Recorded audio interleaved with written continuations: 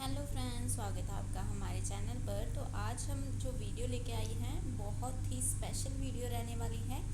Indian air force की तरफ से वैकेंसीज आई हैं। बहुत ही अच्छी वैकेंसी है, बहुत अच्छा मौका है आपके पास अगर आपने एक अच्छी गवर्नमेंट जॉब लेनी है। तो वीडियो मिस मत कीजिएगा, वीडियो एंड तक ज़रूर देखिएगा। अगर अभी तक आपने चैनल सब्सक्राइब नहीं किया तो जल्दी से जाके चैनल सब्सक्राइब कर लें और बेल आइकन भी प्रेस कर लें ताकि हमारी वीडियो की जो भी नोटिफिकेशन है आप तक सबसे पहले पहुंचे। तो हमारी जो पोस्ट रहने वाली है इंडियन एयरफोर्स की तरफ से एफ कैट 2026 की पोस्ट रहेगी। रिक्रूटमेंट जो है अलग अलग पोस्ट पे रहेगी, अलग अलग डिपार्टमेंट्स में रहेंगी, जिसमें कमीशन्ड ऑफिसर्स की जो पोस्ट है, जिसमें फ्लाइंग ब्रांच के अंदर भी पोस्ट रहेगी और ग्राउंड ड्यूटी के अंदर भी टेक्निकल और नॉन टेक्निकल दोनों ही पोस्ट रहने वाली है। सैलरी भी काफ़ी अच्छी है, 56,000 से आपकी सैलरी शुरू हो जाएगी और 1,77,000 तक आपकी सैलरी रहने वाली है। तो बहुत अच्छी सैलरी है, वीडियो मिस मत कीजिएगा। नोटिफिकेशन आउट हो चुका है। तो शुरुआत करते हैं आज की वीडियो की प्रॉपर इन्फॉर्मेशन से। तो ऑर्गेनाइजेशन नेम जिसकी तरफ से जो है वैकेंसी आई है, तो IAF यानी इंडियन एयरफोर्स की तरफ से ये वैकेंसी है। एग्ज़ाम नेम की बात करें तो एयरफोर्स कॉमन एडमिशन टेस्ट यहाँ पे रहने वाला है। ठीक है, ये एग्ज़ाम के बेसिस पर आपकी वैकेंसीज हैं, यानी FCAT 02/2026 के बेसिस पर आपकी वैकेंसीज हैं। कोर्स कमेंसमेंट की बात करें तो जुलाई 2027 से जो भी है वो रहेगा at air force training establishment. Then branches की बात करें तो अलग अलग ब्रांच में हैं, जैसे फ्लाइंग ब्रांच के अंदर है, ग्राउंड ड्यूटी के अंदर टेक्निकल पोस्ट है, ग्राउंड ड्यूटी के अंदर नॉन टेक्निकल पोस्ट है। तो बहुत अच्छी पोस्ट है, सारी ही तरह की पोस्ट है, तो अप्लाई ज़रूर से कीजिएगा। देन एंट्री टाइप्स की बात करें तो अलग अलग तरह से एंट्री है, जैसे NCC स्पेशल एंट्रीज़ भी होंगी, FCAT एंट्रीज़ भी होंगी, गेट स्कोर पर एंट्रीज़ भी होंगी। तो सब लोगों के लिए एक बहुत अच्छा मौका है। एप्लीकेशन मोड जो रहेगा ऑनलाइन रहेगा वाया FCAT वेबसाइट, FCAT की जो ऑफिशियल वेबसाइट है उसके थ्रू आप ऑनलाइन अप्लाई कर सकते हैं। बाकी ऑफिशियल वेबसाइट है जो fcat.edcil.coa.in रहने वाला है। एग्ज़ाम मोड ऑनलाइन रहेगा, CBT बेसिस पर एग्ज़ाम होगा। ठीक है, और कोर्स टाइप की बात करें तो ग्रुप A का gazetted officer training leading to permanent short service commission course type रहने वाली है। कमीशन टाइप जो रहने वाली है परमानेंट कमीशन रहेगी। ठीक है, PC permanent commission and SSC यानी शॉर्ट सर्विस कमीशन, दो टाइप्स की इसमें पोस्ट रहेंगी। ठीक है, दो कमीशन टाइप्स रहेंगी, एक PC और एक SSC। बाकी मैन और वुमेंस दोनों के लिए है। ठीक है, और बाकी ऑनलाइन एग्ज़ाम की डेट भी इन्होंने दे दी है, 8 अगस्त 2026 को इसका एग्ज़ाम लिया जाएगा, सैटरडे को। बाकी ऑफिशियल वेबसाइट मैंने ऑलरेडी बता दी, fcat.edcil.coa.in। देन अगर बात करें इंपॉर्टेंट डेट्स की, तो जो भी इंपॉर्टेंट डेट्स रहेंगी, ओपनिंग डेट जब ये मतलब नोटिफिकेशन ओपन हुई है और अप्लाई करना शुरू हो गया है, तो 20 मई 2026 से इसकी फॉर्म फिलिंग शुरू हो चुकी है। और क्लोजिंग डेट जो रहने वाली है 19 जून 2026 रहने वाली है। ठीक है, तो जल्दी से जाके फॉर्म फिल कर दीजिएगा। बाकी FCAT का जो भी ऑनलाइन एग्ज़ाम है वो आपका 8 अगस्त 2026 को लिया जाएगा। बाकी एडमिट कार्ड आप 4 अगस्त तक डाउनलोड कर सकते हैं। कोर्स कमेंसमेंट की बात करें तो जुलाई 2027 रहेगा। देन अलग अलग जो भी है पोस्ट वाइज कितनी पोस्ट किस में है, किस ब्रांच में है, तो उसके हिसाब से देखें तो FCAT की जो एंट्री रहेगी FCAT के थ्रू जो एंट्री रहेगी फ्लाइंग ब्रांच में, वो SSC में एंट्री है। मेंस के लिए 30 पोस्ट हैं, वीमेंस के लिए 5 पोस्ट हैं। देन FCAT एंट्री के थ्रू ही जो ग्राउंड ड्यूटी रहेगी, जिसमें टेक्निकल जो रहेगा और नॉन टेक्निकल रहेगा, जिस टेक्निकल वालों के लिए तो इलेक्ट्रॉनिक्स के अंदर और जो है इसके अंदर मैकेनिकल के अंदर 2 पोस्ट रहेगी FCAT एंट्री के थ्रू। तो वो PC में वैकेंसीज हैं, जो PC में मेंस की वैकेंसीज हैं, इलेक्ट्रॉनिक्स वालों की वो 2 वैकेंसीज हैं, और जो मैकेनिकल वालों की मेंस की वैकेंसीज हैं वो 8 वैकेंसीज हैं। बाकी वीमेंस की 2 वैकेंसीज हैं फॉर इलेक्ट्रॉनिक्स एंड मैकेनिकल के अंदर भी 2 पोस्ट हैं। बाकी जो है SSC के थ्रू जो भी ये पोस्ट रहेंगी, तो एसएससी के थ्रू जो इलेक्ट्रॉनिक्स में मेंस की पोस्ट है वो 107 पोस्ट है, और जो फीमेल की पोस्ट है इसमें इलेक्ट्रॉनिक्स के अंदर वो 25 पोस्ट हैं। बाकी मैकेनिकल में मेंस की पोस्ट 52 है, वीमेंस की 13 पोस्ट हैं। तो ये आप ध्यान से देख लीजिएगा, काफ़ी कंफ्यूजिंग सा लग रहा है थोड़ा, तो सुन लीजिए ध्यान से, समझ आ जाएगा। देन एफकेट एंट्री के थ्रू ग्राउंड ड्यूटी के अंदर जो वैकेंसीज रहने वाली हैं for non technical weapon system, administration और लॉजिस्टिक अकाउंट्स और मेट्रोलॉजी डिपार्टमेंट, 4 डिपार्टमेंट्स इसमें रहेंगे जो एफकेट एंट्री के थ्रू ग्राउंड ड्यूटी पे होंगे। तो उसके लिए एसएससी में वैकेंसीज हैं, जैसे जो हैं वेपन सिस्टम के अंदर मेंस की 21 वैकेंसीज हैं, एडमिनिस्ट्रेशन के अंदर 50 वैकेंसीज हैं, लॉजिस्टिक्स के अंदर 4 हैं, अकाउंट्स में 5 हैं, एंड देन जो है एजुकेशन में 1 है, एंड मेट्रोलॉजी में जो रहने वाली है वो भी 1 वैकेंसीज है। ठीक है, 1 वैकेंसी है। बाकी फीमेल्स के लिए जो वेपन सिस्टम में 5 वैकेंसीज हैं, एडमिनिस्ट्रेशन में 12 वैकेंसी है, लॉजिस्टिक्स में 2 वैकेंसी है, अकाउंट्स में 2 है, एजुकेशन में 2 है, एंड मेट्रोलॉजी में भी 2 है। ठीक है, तो देख लीजिए जिस पोस्ट के लिए आप क्वालिफाई करते हैं वो ज़रूर से जाके फिल कीजिएगा, क्योंकि ट्राई करना चाहिए, बहुत ही अच्छी पोस्ट है, तो ट्राई तो ज़रूर करिएगा। देन एनसीसी स्पेशल एंट्रीज भी हैं जो फ्लाइंग में रहने वाली हैं। ठीक है, देन 10% सीट्स हैं out of CDSC vacancies.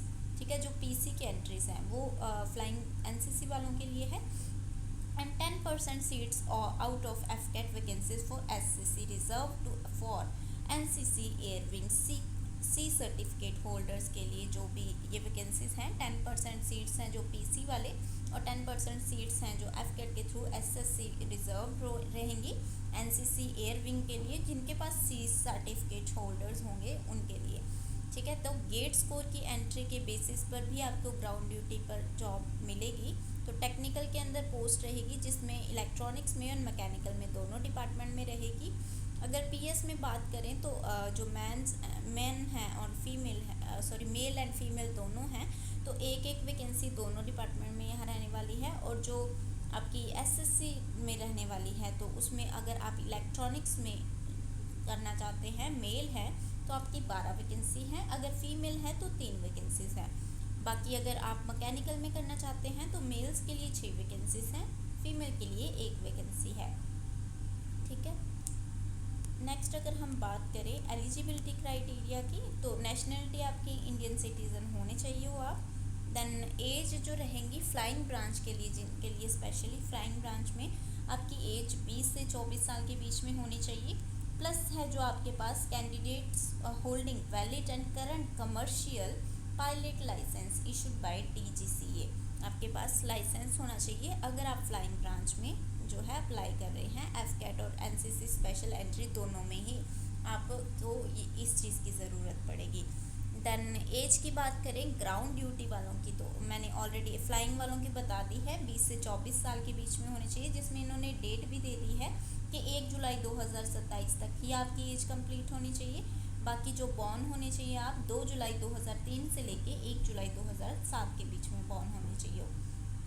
Then as की बात करें ग्राउंड ड्यूटी के लिए, टेक्निकल और नॉन टेक्निकल दोनों स्टाफ्स के लिए, तो यहाँ से 20 से आपकी 26 साल के बीच में एज होनी चाहिए। मैटरनल जो मैरिड स्टेटस रहेगा आपका, candidate must be unmarried at the time of commencement of course, जब आप कोर्स लेंगे तो आप अनमैरिड होने चाहिए। Marriage is not permitted during training के दौरान आपको मैरिज परमिट नहीं की जाएगी, और candidates marrying during training will be discharged and legally to refund the training cost. Okay, तो आप जो है आपको जो भी कैंडिडेट ड्यूरिंग ट्रेनिंग भी अगर मैरिज करवा लेता है बाय चांस, तो उनको है जो डिस्चार्ज कर दिया जाएगा, और ट्रेनिंग की जितनी भी कॉस्ट बनेगी वो उनको पे करनी पड़ेगी।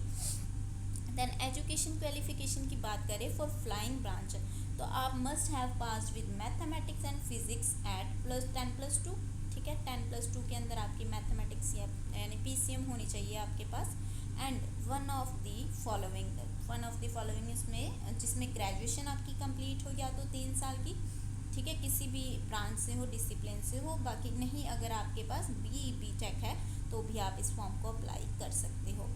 देन अगर बात करें education qualification for ground duty, जिनके पास जिन्होंने टेक्निकल के अंदर इलेक्ट्रॉनिक्स में जाना है, तो हु हैव पास्ड, वो ही 10+2 आपके PCM से कंप्लीट हो और 4 इयर्स का डिग्री डिप्लोमा हो आपके पास इंजीनियरिंग का, कंप्यूटर IT जो भी इलेक्ट्रॉनिक्स उसमें, तो आप अप्लाई कर सकते हो। अगर आपने मैकेनिकल में ग्राउंड ड्यूटी करनी है तो उसके लिए जो क्वालिफिकेशंस हैं वो ही 10+2 PCM के साथ हो, प्लस 4 इयर्स का डिग्री डिप्लोमा हो आपके पास, technical, aeronautical, production, industrial, automobile, metrology, जो इन्होंने मांगा हुआ है, तो आपके पास वो डिग्री होनी चाहिए। देन अगर बात करें education qualification for ground duty for non technical staffs के लिए, तो जिन्होंने वेपन सिस्टम में जाना है तो मैथ्स एंड फिजिक्स आपके पास होनी चाहिए +2 में, प्लस आपका 3 साल की ग्रेजुएशन कंप्लीट हो। अगर ग्रेजुएशन ना हो, मतलब 3 साल की, तो आपके पास 4 साल वाली BTech डिग्री हो, ठीक है। देन जिन लोगों ने एडमिनिस्ट्रेशन एंड लॉजिस्टिक्स में जाना है, वही सेम 10+2 होनी चाहिए आपके पास। यहाँ आपको PCM नहीं मांगी गई, नॉर्मल अगर 10+2 है तो भी आप अप्लाई कर सकते हैं। एंड आपके पास ग्रेजुएशन होनी चाहिए इन एनी डिसिप्लिन, ठीक है। देन अगर आपने अकाउंट्स में जाना है तो 10+2 हो आपके पास, 10+2 आपने नॉर्मल की हो चाहे PCM से ना की हो। देन आपने BCom BBA कुछ ऐसा किया हो डिग्री के अंदर, तो आप अप्लाई कर सकते हैं। देन अगर फाइनेंस में एजुकेशन में जाना है तो आपके पास 10+2 हो and post graduation in any discipline, कोई भी डिसिप्लिन के अंदर आपकी पोस्ट ग्रेजुएशन कंप्लीट हो तो आप अप्लाई कर सकते हैं। देन मेट्रोलॉजी में जाना है तो 10+2 कंप्लीट हो, प्लस BSc हो विद फिजिक्स एंड मैथमेटिक्स।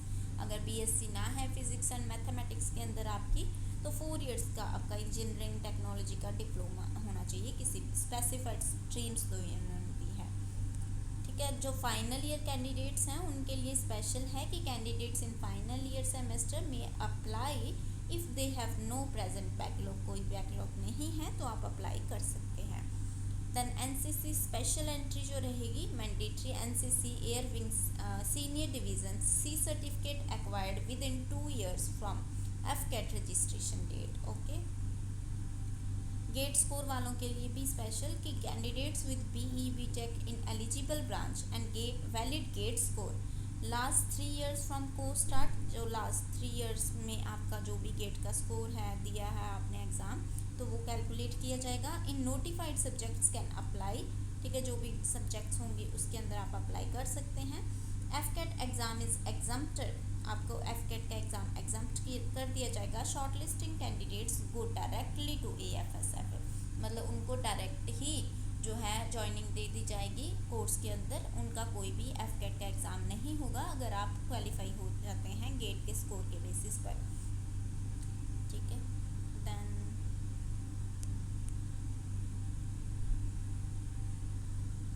ये देख लीजिए परमानेंट जो कमीशन, जिसमें जैसे मैंने ऊपर भी 2 डिफरेंशिएट कैटेगरीज में बताया था, डिफरेंट में, एक PC में एक SCC में, ठीक है। जो परमानेंट कमीशन है PC available for man and women, PC officers serve till superannuation of their respective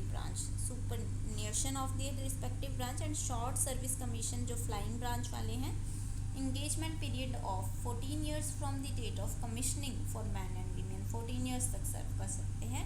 then ground branch पर जो है technical and non technical SSC वाले, तो इनिशियली आपका जो 10 साल का होता है, ठीक है, और 4 इयर्स आपको एक्सटेंड कर दिए जाते हैं।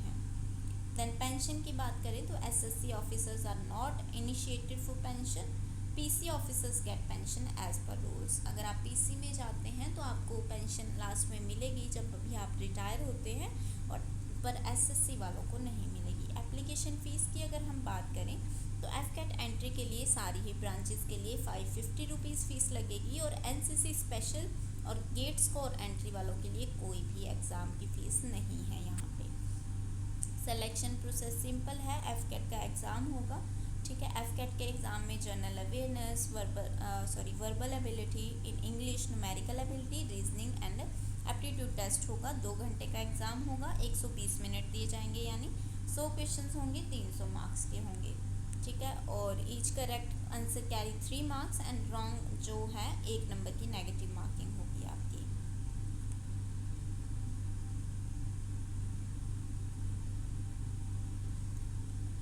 तो यही है, एज सच कुछ नहीं। तो अगर आपको फिर भी कोई कन्फ्यूज़न हो तो आप हमसे कमेंट में पूछ सकते हैं। अगर किसी और एग्ज़ाम के बारे में जानकारी लेनी हो तो भी आप हमें कमेंट्स कर सकते हैं कि हमें इस चीज़ के बारे में स्पेसिफिकली बता दें। हम ज़रूर कोशिश करेंगे आपकी हेल्प करने की। वीडियो पसंद आए तो लाइक एंड शेयर ज़रूर कर दीजिएगा। मिलते हैं नेक्स्ट वीडियो में। Take care.